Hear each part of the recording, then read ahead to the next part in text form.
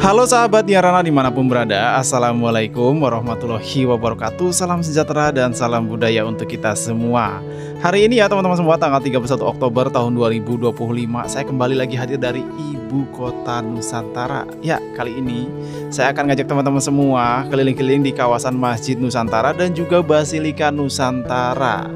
Tapi sambil kita bahas tentang kabar-kabar heboh terbaru ya, yang menyentil IKN nih ya. Ada yang bilang terancam jadi kota hantu lah.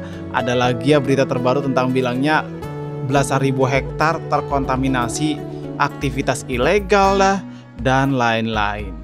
Tapi gini loh ya teman-teman semua ya. Saya kan juga tinggal di kawasan sekitar IKN dan kebetulan ya saya itu mengikuti perkembangan IKN sejak awal sampai dengan hari ini ya kan. Nah, kalau saya lihat ya, kalau dibilang kota hantu ya, itu kayaknya yang bikin berita belum pernah kesini atau mungkin salah tempat kali ya. Ini di sini sudah ada masjid loh ya, nih depan kita ada masjid yang dibangun, ada basilika yang dibangun. Kira-kira hantunya bakal gimana ikutan sholat bareng gitu di sini? Gimana menurut kalian? Ya kalau boleh jujur memang ya kawasan ini belum sempat ramai seperti yang dibayangkan gitu, yang jutaan penduduk dan lain-lain. Memang ya kan, namanya juga kota baru. Gimana? Bener kan? Tapi namanya juga kan ini lagi dibangun ya, serba lagi dibangun. Ya kan, kawasan IKN lagi dibangun, tempat ibadahnya, kantor-kantor pemerintahannya dan lain-lain. Jadi wajar kalau terlihat sepi. Tapi bukan berarti jadi kota hantu dong. Lucu ya kadang-kadang kalau seumpama pemberitaan gitu ya sepi kadang ya. Kita itu beberapa waktu yang lalu saya itu mikir kok nggak ada yang beritain IKN sih gitu. Kok nggak terlalu heboh sih, tidak seperti tahun-tahun lalu gitu. Giliran berita muncul, Mbok yo kok jadi terancam kota hantu. Padahal di sini banyak manusianya loh. Termasuk saya ini manusia, bukan hantu. Nah ini teman-teman semua, kita sudah sampai di lokasi ini ya teman-teman, di lokasi Masjid Nusantara ya.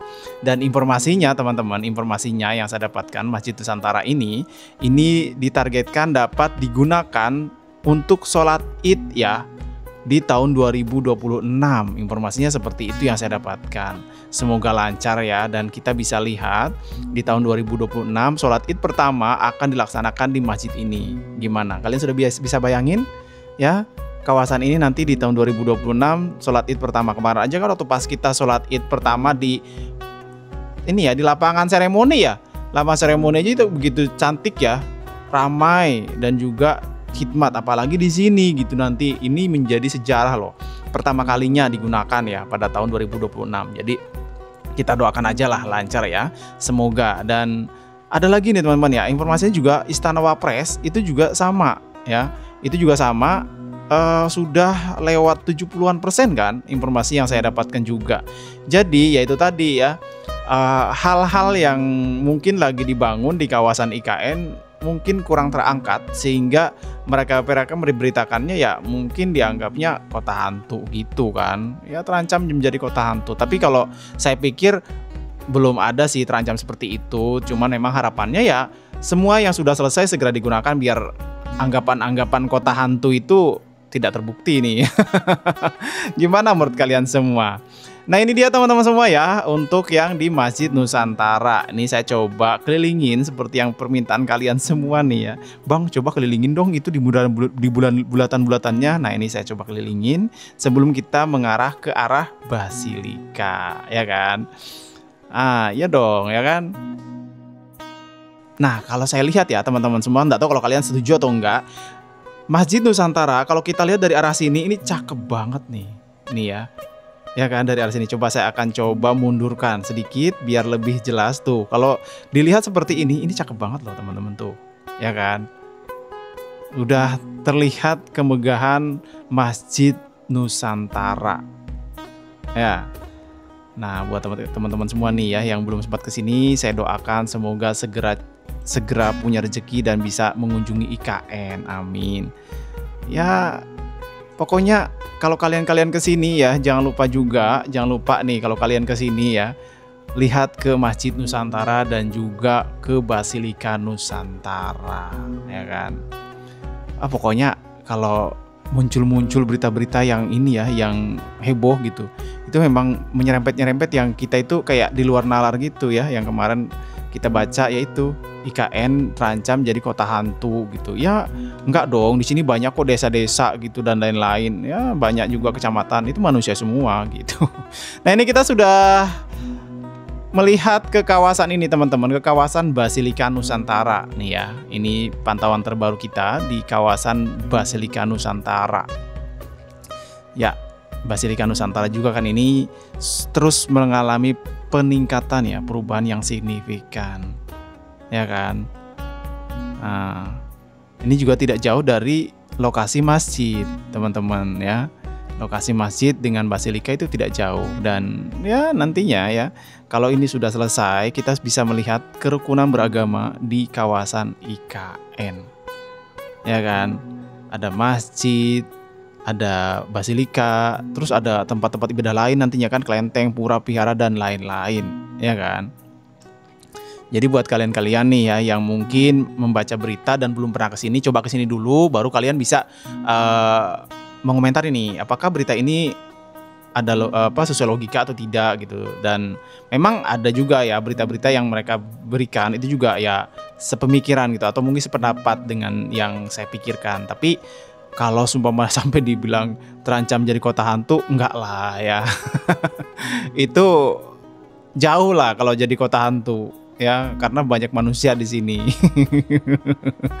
Mungkin bisa dikatakan jadi kota hantu kalau ada yang bikin ini ya, film gitu, film di IKN gitu, ya bisa gitu, film tapi ya bukan real. Gimana menurut kalian semua? Nah ini ya, coba kita lihat ke arah embungnya seperti yang teman-teman minta seperti kemarin. Bang, coba lihatkan kok dong ke area embungnya yang dekat dengan masjid. Nah ini coba saya akan dekatin embungnya ya. Dan oh ya ini ya, kalau kita lihat, perhatikan deh di atasnya ya, di atas Basilika ini nampaknya bentuk salib ya teman-teman. Kalian nyadar nggak sih? Tuh ini bentuk salib kan, tuh ya kan, mengarahnya ke Masjid Nusantara yang ada dari Basilika ke Masjid Nusantara. Kalian sudah nyadar belum sih itu bentuknya? Kalau saya sudah melihat, wih keren nih ya. Untuk di area bagian atas itu ini ya, bentuknya salib. Nah kalau di masjid kan bentuknya sorban. Jadi setiap ini ya, setiap tempat ibadah atau bangunan ibadah nampaknya melambangkan ini ya, agama masing-masing. Mungkin nanti akan ada kelenteng dan lain-lain juga di atasnya seperti ini ya, kemungkinan ya. Kita doakan aja semua progres ya yang ada di IKN, termasuk tempat ibadahnya, gedung-gedung pemerintahannya, terus juga ruang-ruang terbuka hijaunya ya, itu berjalan lancar supaya kita kan bisa merasakan nih. Oh ya, ini juga saya akan coba naikkan ketinggian untuk melihat ke arah bawah ya di Masjid Nusantara ini. Nah, ini kalau teman-teman ingin lihat ya bagaimana tampilan dari atas dengan mata elang untuk Masjid Nusantara. Ya, kemarin-kemarin kan kita selalu melihat dari arah samping ya. Nah, saya akan coba ngajak teman-teman melihat ke arah bawahnya, ya kan. Nah, ini ya ngomong-ngomong ya, kita ngomongin lagi nih. Jadi mohon maaf nih buat teman-teman semua kalau Dian Rana ini banyak ngocehnya gitu kan. Lah, masalahnya ini kan video, kalau saya diem aja nanti bisu dong ya. Terus yang kedua, saya itu nggak tahu detailnya tentang pembangunan yang lagi dibangun. Jadi kalau saya nggak bicara hal lain ya akan sepi nih videonya. Buat kalian yang merasa mungkin terganggu dengan ocehan Dian Rana, di mute aja atau dikecilin suaranya ya, lihat aja gambarnya gitu. Karena kalau saya disuruh membahas tentang progresnya, saya juga belum dapat data ini ya, data teknis tentang pembangunannya. Jadi mohon maaf teman-teman ya gitu. Nah ini ngomongin tentang ini ya, pembenci IKN nih ya, pembenci IKN. Biasanya itu yang paling saya dengar tuh hal yang mendasar gitu. Mereka itu akan ngomong, ngapain sih pindah ibu kota, buang-buang uang, atau IKN itu cuman proyek elitis bukan, dan juga buat pejabat gitu. Ada tuh kok komentar-komentar kayak gitu ya. Tapi kalau teman-teman datang langsung ke sini nih ya, datang aja ke sini gitu. Ada kok tempat-tempat yang bisa kalian nikmati gitu. Bukan cuma pejabat, kita juga bisa nikmati kok. Memang kalau sekarang ya, memang saya juga rasa gitu ada beberapa kawasan yang memang kita itu agak kesulitan mengakses, ya wajar gitu, karena kan masih dalam tahap pembangunan gitu. Jadi ya menurut saya kalian coba datang dulu ke sini, jangan langsung komentar gitu. Jadi ada juga yang menyamakan dengan kereta cepat gitu loh. Ya menurut saya agak berbeda gitu, berbeda konteksnya dengan kereta cepat kalau IKN menurut saya ya. Jadi kalau ada yang beda pendapat ya mohon maaf gitu. Kalau ini menurut saya, pendapat saya, antara kereta cepat dengan IKN itu beda ya, beda konteksnya, karena IKN kan dibangun untuk ini ya, untuk pemerataan gitu teman-teman. Nah ya, sesuai permintaan teman-teman semua ya. Untuk melihatkan bagian embung nih saya akan coba tunjukkan ke arah embung ya, untuk kondisi terbarunya di embung dekat dengan ini ya, Masjid Nusantara dan juga Basilika Nusantara ya. Dan ini kalau kita lihat kan di kawasan ini juga udah banyak ya untuk embung-embung seperti ini.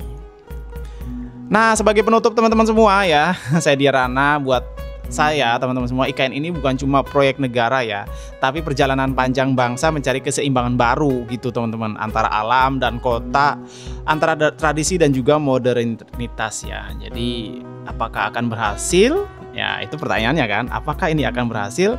Ya waktu yang akan berjawab ya teman-teman semua. Saya juga nggak bisa memastikan apakah ini berhasil atau tidak. Yang intinya kita hanya berdoa semoga proyek ini lancar dan kita semua menjadi saksi sejarah ibu kota Nusantara. Wassalamualaikum warahmatullahi wabarakatuh.